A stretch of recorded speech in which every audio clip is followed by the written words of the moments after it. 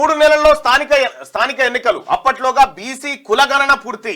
CM Revanth Reddy BC కులగణన పూర్తి అనేటువంటి మాట ఏదైతే ఉందో ఇది వాజివే కదా, ఎందుకంటే మళ్ళా కన్ఫ్యూజ్ కాకుండా. ఈ ఏడాది చివరికల్లా మరో 35,000 ఉద్యోగాల భర్తీ. రాబోయే పంట నుంచే సన్నవడ్లకు 500 బోనస్. ఇచ్చిన మాట ప్రకారం రుణమాఫీ చేసినాం, రాజీనామా చేస్తానన్న హరీష్ ఏడ దాక్కున్నాడు. ఇది ప్రజాప్రభుత్వం, రాష్ట్రంలో 10 ఏళ్లు కాంగ్రెస్ దే అధికారం. రాహుల్ ను ప్రధాని చేసినప్పుడే ఫైనల్స్ గెలిచినట్టని వ్యాఖ్య. పిసిసి చీఫ్ గా బాధ్యతలు చేపట్టిన మహేష్ కుమార్ గౌడ్. ఇక్కడ 3 నెలల్లో స్థానిక సంస్థల ఎన్నికలు రాబోతా ఉన్నాయి. ఈలోపు బీసీలకు సంబంధించిన రిజర్వేషన్ ని పెంపు ప్రక్రియ అదంతా చేస్తామని చెప్పి ముఖ్యమంత్రి గారు చెప్పిన తర్వాత ఇక్కడ ఈ ఏడాది చివరికల్లా మరో 35,000 ఉద్యోగాల భర్తీ. 35,000 ఉద్యోగాల భర్తీ సేమ్ ఈడబ్ల్యూఎస్ కోటాలో 10% కేటాయిస్తే ఇక్కడ ఉన్నటువంటి బీసీ ఎస్సీ ఎస్టీ వాళ్లకు అన్యాయం జరుగుతుంది. 100కి 8 ఉద్యోగాలు అదనంగా పోతాయి వాళ్ళకి. 35,000లో అంటే ఎంత అవుతుంది అన్న? 10% తీసుకుంటే 3,500 ఉద్యోగాలు పోతాయి.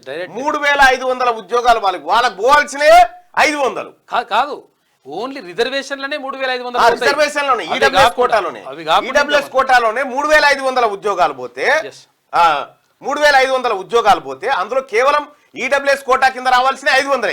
3,000 అదనంగా ఉద్యోగాలు బీసీల తలలకేని ఎత్తుకపోయి అక్కడ ఇచ్చేటువంటి కార్యక్రమం. కాబట్టి ఓసీ కోటాను ఫస్ట్ ఫిక్స్ చేయాలి. ముఖ్యమంత్రి గారు నేను తమరి కలిసి కూడా ఈడబ్ల్యూఎస్ కోటాలో జరుగుతున్నటువంటి అన్యాయం ఏదైతే ఉందో దాన్ని సవరించమని మీకు రిప్రజెంటేషన్ చేయడం జరిగింది. మీరు పరిశీలిస్తున్నట్టుగా చెప్పారు. మరి ఇవి భర్తీ చేసే కంటే ముందు వాళ్ళ జనాభాను లెక్కబెట్టి ఆ జనాభా ప్రాతిపదికన ఈ ఉద్యోగాలు భర్తీ చేయాలి. లేకపోతే 30 సంవత్సరాల పాటు ఈ బిడ్డలకు ఆ ఉద్యోగాలు దొరికే మళ్ళా అగ్రవర్ణ పేదలకు ఇవ్వాల్సిందే వద్దంటలేము కదా. నీకు ఏం చెప్పింది ఈడబ్ల్యూఎస్ లో అప్ టు 10% అన్నది, కానీ 6.98% ఉన్న వాళ్ళకి 10% ఎట్లా ఇంప్లిమెంట్ చేస్తారు? ఇది నా ప్రశ్న కాదు, జగిత్యాల ఎవరు జీవన్ రెడ్డి సాబ్ చేస్తున్నటువంటి మాట. అరే మేము 5% ఉంటే మాకు 10% రిజర్వేషన్ ఇచ్చారు, ఇది ఎక్కడ అన్యాయం రాబాయ్, బీసీలకు అన్యాయం చేస్తున్నారని ఆయన చెప్పిన మాట అనేది. కోదండ రామ్ గారు చెప్పింది ఈ మాట. ఈ 6.8% కూడా అసలు యాక్చువల్ గా మొత్తం అది ఆ మొత్తంలో ఈడబ్ల్యూఎస్ ఎంత మంది ఉన్నారు అనేది ఇంపార్టెంట్. 1 or 2% వీకెండ్ సెక్షన్ ఎంత మంది ఉన్నారు అనేది ఇంపార్టెంట్. 1 or 2% 350 రావాలి, కానీ 3,500 వస్తా ఉన్నాయి. వీకెండ్ సెక్షన్ కి 100% న్యాయం జరగాల్సిందే. కాకపోతే వాళ్ళ జనాభా దామాష ప్రకారం 3-4 నెలల్లో స్థానిక సంస్థల ఎన్నికలు నిర్వహిస్తామని సీఎం రేవంత్ రెడ్డి ప్రకటించారు. ఆ లోపే బీసీ కులగణన పూర్తి చేస్తామన్నారు. రాష్ట్రంలో బీసీ జనాభా లెక్కలను తీయాల్సిన బాధ్యత తమపై ఉందని తెలిపారు. బీసీ జనాభా కాదు సార్, బీసీలో ఉన్న కులగణన. ఇగో ఈడొచ్చింది బాధ, ఇగో ఈయనే ఉంది అసలు పాయింట్.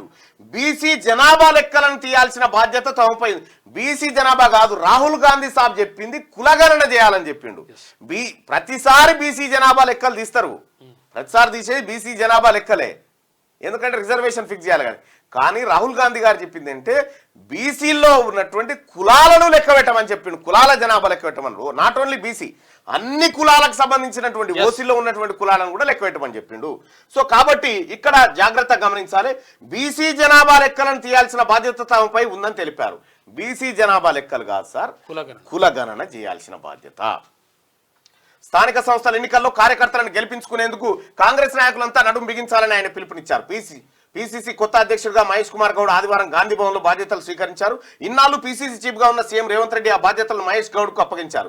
అనంతరం జరిగిన బహిరంగ సభలో సీఎం మాట్లాడారు. రాష్ట్రంలో అధికారంలో ఉన్నామంటే అది కార్యకర్తల శ్రమేనని, తమ ఎన్నికల కన్నా ఎక్కువగా లోకల్ బాడీ ఎన్నికల్లో కార్యకర్తల గెలుపు కోసం కష్టపడతామని చెప్పారు. సమన్వయంతో ప్రతి కాంగ్రెస్ కార్యకర్త ముందుకు కదిలితే ఫామ్ హౌస్ లో సేద తీరుతున్న కేసీఆర్ గుండెలు అదరాలని చెప్పి ముఖ్యమంత్రి గారు అన్నారు.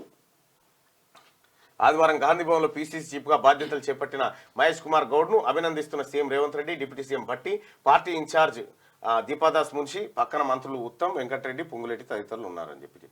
ఇక కాంగ్రెస్ కార్యకర్తల జోలికి వస్తే వీపు చింతపండు అవుతుంది అంటే ఇప్పుడు ఎందుకు వస్తారు? మనమే అధికారంలో ఉంటుంది, ఇంకా చింతపండు ఎక్కడిది, ఏం చేసేది ఏముంది? కాబట్టి ఏంటంటే ఇది భావోద్రేగానికి పనికొస్తుంది. కానీ ఇప్పటికీ అనేక మంది కాంగ్రెస్ పార్టీ కార్యకర్తల మీద అడ్డగోలుగా కేసులు పెట్టారు గత ప్రభుత్వం. ఫస్ట్ నిన్న హనుమంతరావు అదే చెప్తా ఉన్నాడు. 3 రోజులుగా మా కార్యకర్తలపై దాడులు చేసేందుకు కొందరు ప్రయత్నిస్తున్నారు. మా కార్యకర్తలు ఎవరి జోలికి పోరు. ఎవరైనా మా కార్యకర్తల మంచితనాన్ని చేతగానితనంగా తీసుకుంటే వీపు చింతపండు అవుతుంది. పిసిసి కొత్త చీఫ్ మహేష్ కుమార్ గౌడ్ సౌమ్యుడు అనుకోవద్దు. ఆయన వెనకాలే నేను ఉన్నాననే విషయాన్ని మర్చిపోదు. కాంగ్రెస్ కార్యకర్తల జోలికి వస్తే ఊరుకునేది లేదని చెప్పి సీఎం రేవంత్ రెడ్డి అంటా ఉంటే ఈయనేమన్నాను, నేను అంత సౌమ్యుని ఏం కాదు, మీరు అనుకున్నంత సౌమ్యుని ఏం కాదని చెప్పి మహేష్ కుమార్ గౌడ్ చెప్పినటువంటి మాట. వాస్తవానికి మహేష్ కుమార్ గౌడ్ ఆయన సామాజిక వర్గము బలమైన బీసీ సామాజిక వర్గం. ఆయన ఎందుకు బలహీన అవుతాడు? బలవంతుడు ఆయన. పిసిసి అధ్యక్షుడిని అయినా నేను కార్యకర్తని. ప్రభుత్వ కార్యక్రమాలను ప్రజల్లోకి తీసుకెళ్తాం. కార్యకర్తలకు పిసిసి చీఫ్ మహేష్ గౌడ్ పిలుపు. హైడ్రాను జిల్లాలకు కూడా విస్తరించాలి. తెలియకుండా చెరువుల దగ్గర జాగాలు కొన్న పేదలకు వేరే దగ్గర ఇండ్లు కట్టివ్వాలి. ప్రతి జిల్లాలో కాంగ్రెస్ ఆఫీసుల కోసం స్థలాలు కేటాయించాలని సీఎంకు వినతి పత్రం సమర్పించిండు. క్యూ న్యూస్ ఛానల్లో పనిచేయటకు అనుభవం గల సీనియర్ వీడియో ఎడిటర్స్ కావాలను సంప్రదించవలసిన నెంబర్ 8688926084. qnewsads@gmail.com ను సంప్రదించండి. లైక్ చేయండి.